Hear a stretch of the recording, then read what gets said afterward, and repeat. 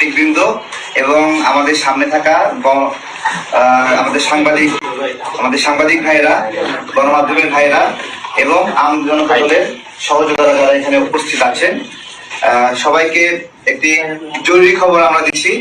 সেটি হলো হিরো আলম ভাই আম জনতা দলের রাজনীতি করার উদ্দেশ্যে আজকে এর সদস্য ফর্ম পূরণ করেছেন।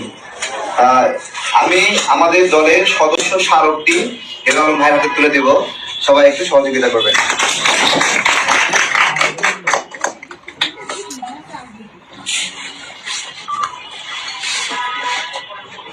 ওকে জি, অনেক ধন্যবাদ।